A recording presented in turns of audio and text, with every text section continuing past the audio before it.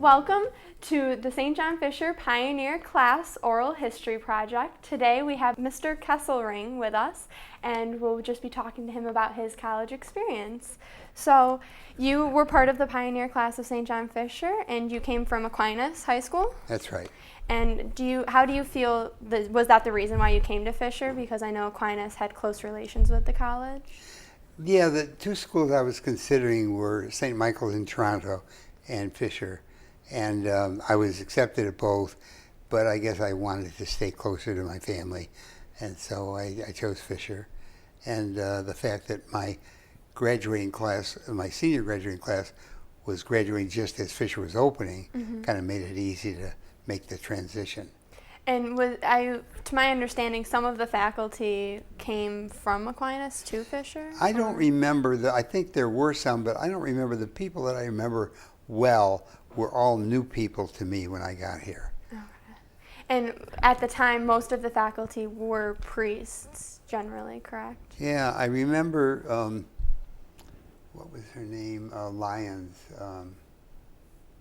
She was one of the officers of the administration, and she also taught, Zelda Lyons, and I think she may have been the only woman that was on the faculty at that time. And there were a couple of laymen, the accounting professors, Bob Duplessis, and then maybe one or two others, having background in the accounting profession. It made sense for them to come outside the priesthood, but the rest of them were all Basilican priests. Oh. And do you think that your background going to a Catholic high school made it easier to transition to a Catholic college? Oh, sure, and a Basilican college too. The familiarity with the Basilican tradition at Aquinas made it easier to move here as compared to Lemoyne, let's say, or some other Catholic school. Oh, interesting. And so what were the class sizes like? Were they small or? They must have been, because I don't remember them, I can't picture them anymore, but we had only 56 to 60 people, and because it was broken into, there was a physics program, there was a pre-med, there was accounting, and there was philosophy. So it had to be that our classes were 15 to 20, and accounting was probably one of the larger, because that seems to me a good percentage of my classmates went into accounting. And you came right the first year that it opened, right, in 1951? That's right. And to my understanding, Kearney wasn't even finished being built at that time? No, there was work still being done. There was just the one building, and then the one outbuilding, like a farmhouse, that seemed to maybe be a residence for the Basilians. And so there were just two structures on all the land.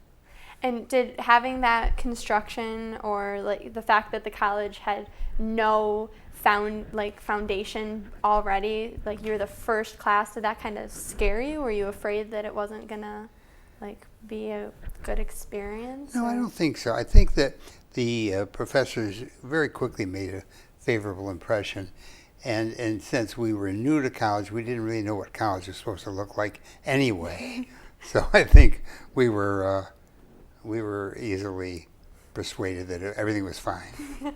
And how was it kind of strange to not have any older students to kind of guide you in, or did you not really notice that? Never thought of it.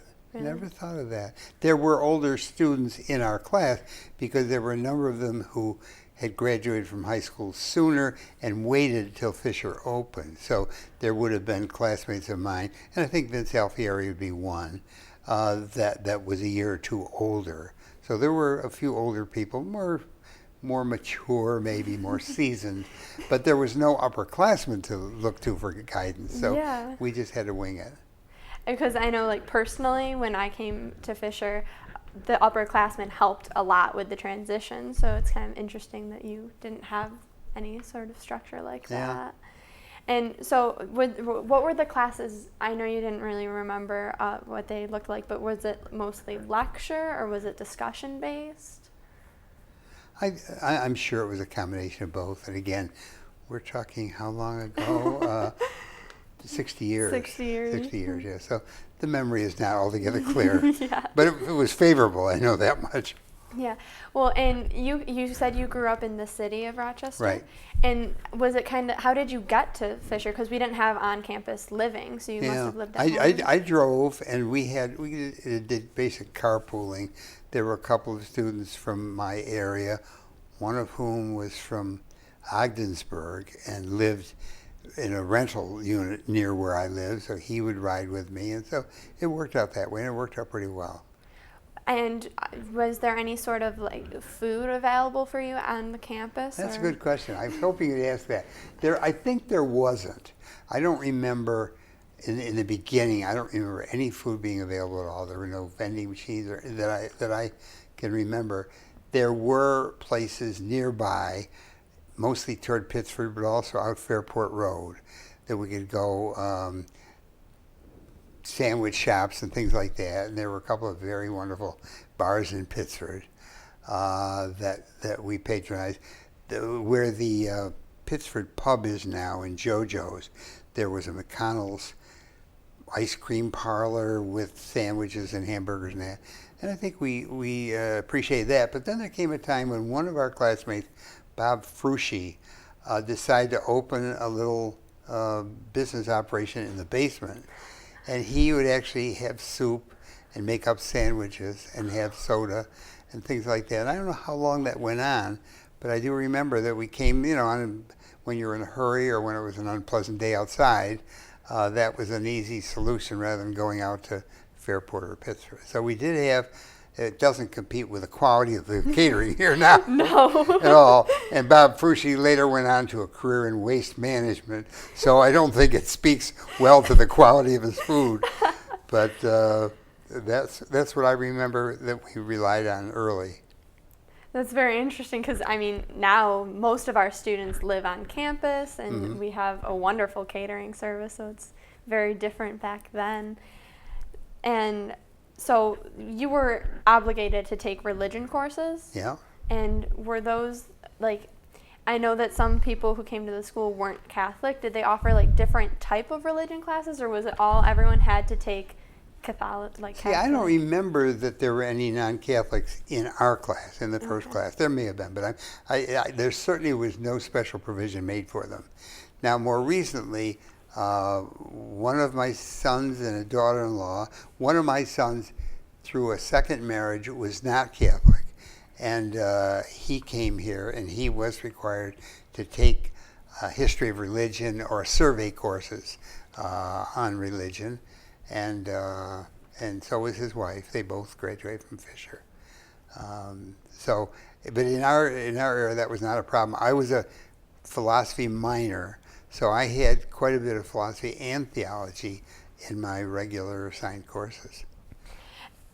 And what was it like going to an all-male college? At the time, was Aquinas also all-male? Yeah. I had not known anything different for 4 years before that. And since Nazareth was not that far away, it wasn't a terrible inconvenience.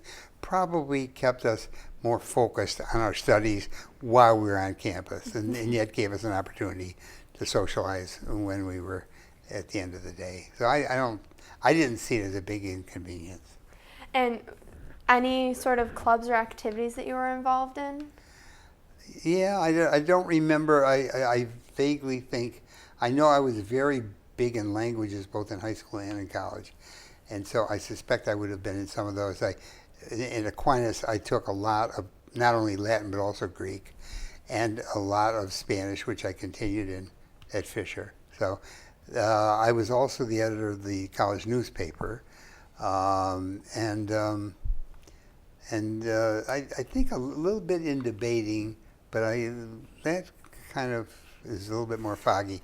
But the newspaper consumed a lot of my time, and especially getting it out at a very primitive level at the beginning, with no one to follow, no examples to follow or anything like that. Did you start a newspaper the first semester you guys were here? No, one of my classmates, Nick Bazile, started the newspaper. He was the first editor, and I think at the end of the first year I took over, and I had a couple of classmates, one of whom later became a faculty member here, Dick Knox, died very early, died 15, 20 years ago, but he was an English professor here and he was one of the key people. Frank Toner, another guy that was on the staff, and a cartoonist named Carl Scaschetti, who later went on to become a judge.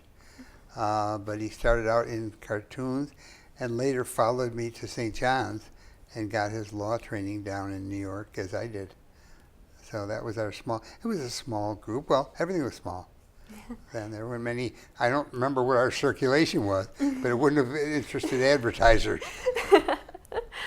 So were you close with every member of the class, because your class was only 58 people? So, or did you not really know everyone, or how would that work with? I think because we were day hops, that was a bit of a problem, and because many of the students were working part-time jobs and often leaving the campus in a hurry to get to their jobs.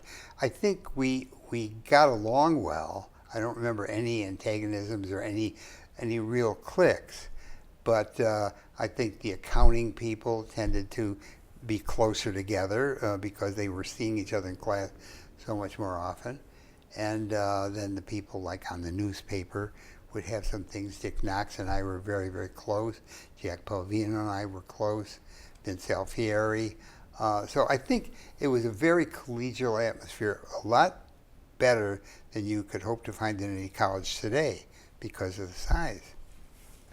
And what you said, you're an accounting major, but you ended up going to law school. Mm-hmm. So did you have to take prerequisites, or how did that work, kind of switching from accounting to law? Somehow it worked out in that era. I'm not sure how it works out today, that the courses I took for the accounting major and the philosophy minor were ones that cobbled together were enough to qualify me for law school. The reason I made the switch was there was a professor here, John Lomenzo, who was a lawyer and later a judge, who was one of my instructors, and in business law, I think it was. And he very much impressed me. He gave me a very distorted view of how glamorous law was, and sucked me in.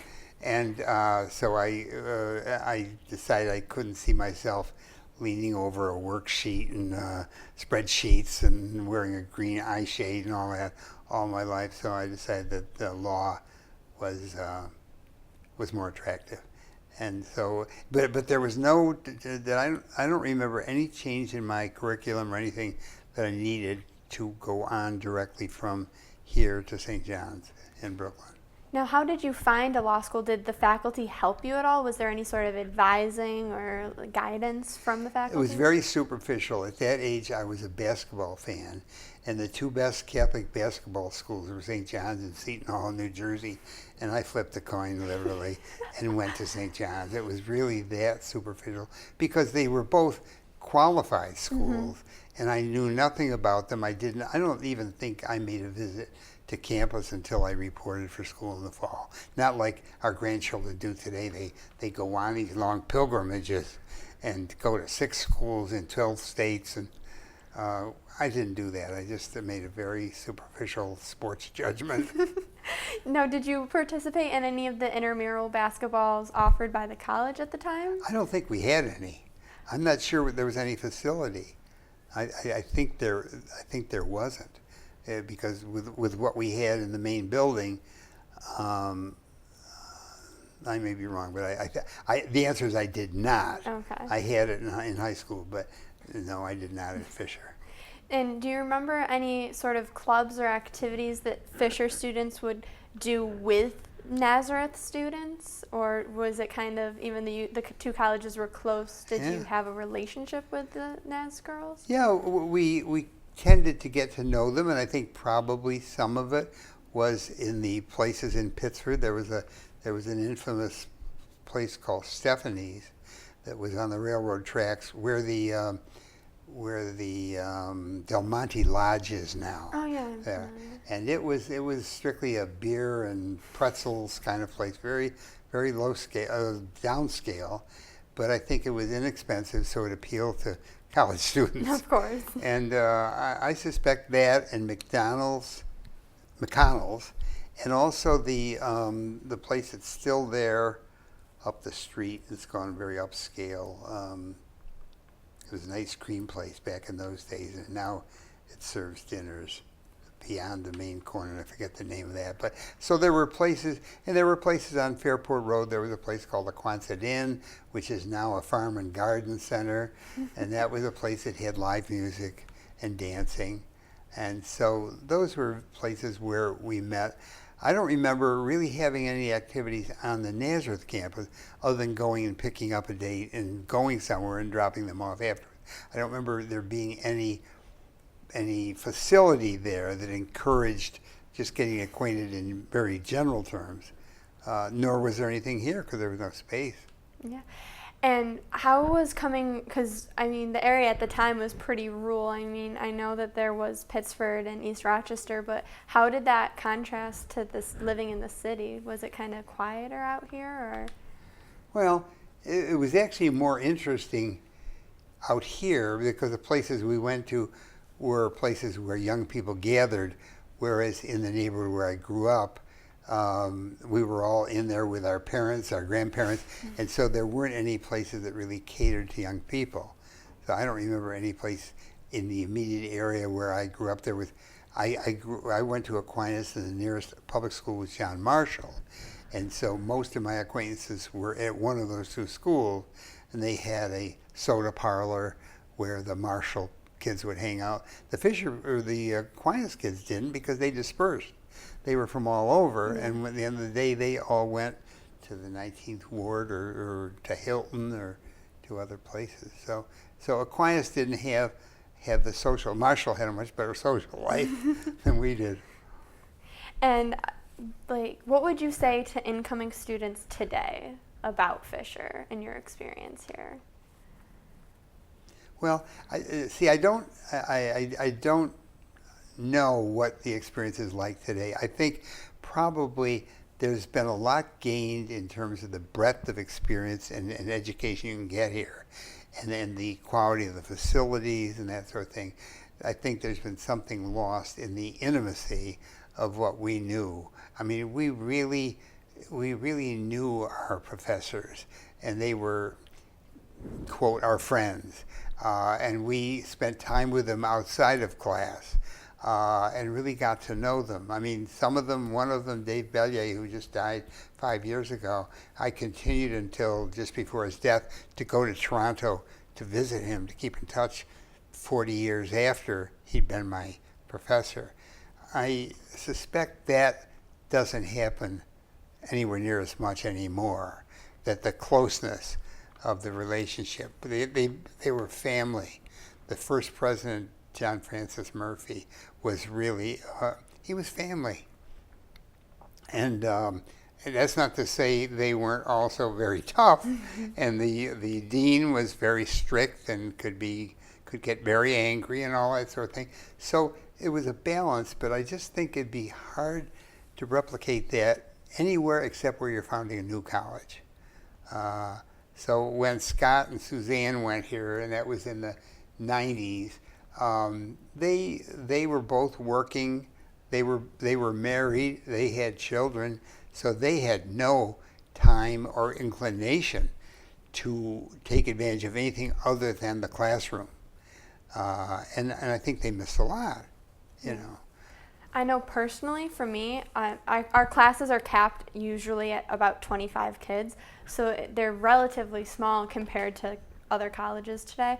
And if you make the effort to like go to your professor's office hours, you can form a relationship with them. I'm very close with several of my professors, which I think is a benefit of having a smaller school, because Fisher still is a smaller school than, say, like University of Buffalo or something. Yeah. So I think that that closeness that you have with your professors to some extent was maintained. Obviously not nearly to the extent that you saw having like being a brand new school, brand new class, but I think that foundation is still there, that you can, because all of my professors, they want to help you, and if you need help and you reach out to them, they'll be very helpful.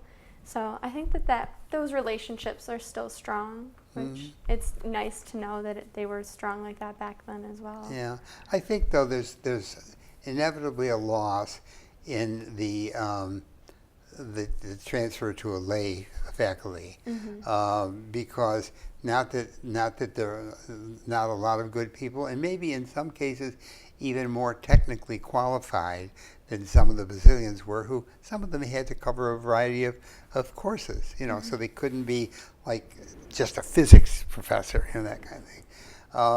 But I mean, is it not true, other than maybe Bill Graff, there is no priest in the classroom here anymore? We have most of the religion department, like our actual priests. I had one of my religion classes I took was taught by a Father Calacino, there's probably only 4 or 5 at the most. So yeah, that's a change. And because we thrived in it, I would miss that if I were to come back now and try to go into this environment. I would miss the aura of the religion pervading everything, and you just can't achieve that on the scale that the college operates today. I mean, they've done a good job, and the motto being preserved and a lot of this other stuff, and but I'm glad I went through when I did. Now, your graduating class was during the Cold War. Was there any veterans or any were you aware that the Cold War was happening while you were at school? Yeah, well, Korea was happening, and there were probably some people who came later because they were veterans, went to Korea and then came a couple years behind their peers. So that I know that some people my age graduate a couple years after me at Fisher. In our class, I don't even remember why I didn't go. I don't remember ever being called before a draft board or ever being pressured or anything like that. I don't remember having any disability. I just was not ever requested to serve, and I continued to pursue my education, and it all worked out. So Korea was very much in the news in that, but I don't think it really was a factor on the campus. Interesting. And how long, this is a random question, how long was law school when you attended it? 3 years. So you had 4 years here and then 3 years there? Yeah. So I was 25 when I finished my education, and I stayed in New York. After graduation, I worked for some city agencies in New York. Lived with Don Minch for a while in New York when he was getting one of his graduate degrees at St. John's in Brooklyn, and then came back. And in around 1959, 1960, I joined a small law firm here, and stayed basically with the law firms for 45 years. It was mostly the same law firm. The names kept changing as people died and new people came on. But I also, my partners were all very forgiving and generous, and I was given a lot of leaves of absence. So I did a lot of other things, sometimes being away 5 or 6 years at a time from the law, and always allowed to come back, which was really a very nice thing for my own development, because there were other things I wanted to do, especially in government. And I served a number of terms in government, and things that intrigued me, and was when the government would turn against you and your team would lose, I always knew there was a job waiting for me in Rochester, and I came back. So I spent years in Albany, years in Washington, and it was a nice balance. So after your time at Fisher, did you maintain close relationships with those who you graduated with? Well, except that, of course, I went away. Ed D'Amico, who was a graduate of my class, and I were roommates in law school. And therefore, he and I lived together for 3 years in Brooklyn. Don Minch and I lived together. Carl Scaschetti, the artist who became a judge, he lived down in Brooklyn, and then we relocated some of us out in Far Rockaway, out on the ocean for a while. Don Minch was among them. After we got out of school, we did that. The people back home I would see, on Christmas time and that. Dick Knox was one that I was close to over the years. Mike Carney, who died many years, but two of my closest friends died young, maybe in their 50s, and that, from my perspective, is young, because their kids were still just growing up, but and also some of this. When I was in New York, there was kind of a Fisher colony in New York. When I got out of law school, I would have been 3 years older than the senior class of Fisher then. And so some of the graduates, the undergraduates, were coming down to New York. Bob Brown of the class of 57, Peter Traybold, who's very prominent in the accounting and recently got the award as the accountant of the year. Some of these people were classmates, and Peter Traybold and I knew each other from first grade. In grammar school, and got together in New York, and Bill Steve, who's class of 52, they were all down there. So much of my contact was with my classmates, but not here, mostly in New York City. So that Fisher family that you made here kind of did stay with you through your life, though. Oh yeah, right? yeah, and we. Vince Alfieri is someone I see with some frequency. Andy Virgo, Jack Pelvino, he's always on the move and he's in Florida a lot, but I keep in touch with him. And so, the answer, we do keep in touch. Yeah. And so back then you guys didn't have the technology that we have today. Like you couldn't go and Google things or use like computers to help you with your studies. So was there a library on campus at the new school, or? Yeah, there was a library. There was a librarian, Bob Flood, Robert Flood, Basilian, who was a poet, a librarian, and an English teacher. And I think he made quite an impression on students in terms. John Francis Murphy, who was also very much into literature, gave a great love of literature and reading to those that came under their influence. And that would be most of us. I think everyone would have had to take some courses in literature, whatever their major was. And Murphy's influence was extraordinary. I mean, as the founding president, and also your teacher, he was an awesome figure, very articulate, very bright, and very holy. So, quite a crew. Do you think having those top level administrators also in the classroom with you guys helped create that bond that you guys were a family? Because I think it did, yeah. I think because I'm sure today that unless you're in deep trouble, you don't have anything to do with the administration. Not generally. Like I've never met the dean of the arts school that I'm part of, so it's interesting that you would know the president. He would teach classes for you. Yeah. And so Aquinas had these Brazilian fathers as well. Yeah, and again, I think we had a few laymen, and we had some nuns at Aquinas, but it was still overwhelmingly Brazilian priests in every class. It was very intensive and a very demanding curriculum. I mean, when we talk nowadays about having 3 years of Latin and 2 years of Greek and several years of Spanish in high school, it just seems like a sensory overload. Yeah. And maybe it was, but those things are still with me. They still affect my understanding of language, of word meanings, things like that. And so it was a gift. And do you think you went to then your graduate school was also a Catholic school? Yeah, it was a Vincentian, the Congregation of the Mission, and there, because it was a professional school, the dean was a priest, I don't think anyone else in the faculty was, because they were practicing lawyers. They were trial lawyers, they were surrogate lawyers, they were from all these specialties. And so our classes were very much secular, even though it was a Catholic college.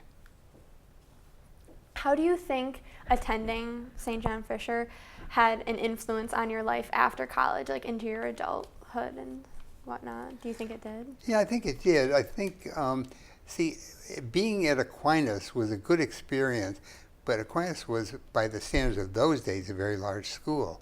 Our graduating class was 350. And in that year, in 1951, that was a large class.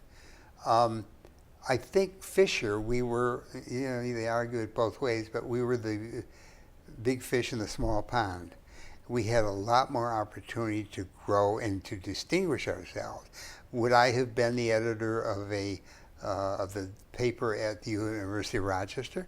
Probably not. Would I have had the opportunity for growth in that? Probably not.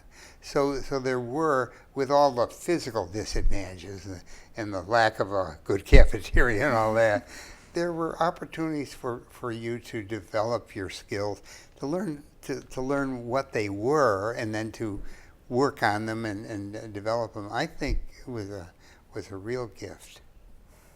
Is there anything else you'd like to add? Anything that you would want students now to know? No, it's a great place. Yeah. Thank you so much for your time today. It was really great talking to you. You have Thank a lot you. of interesting stories. Thank you.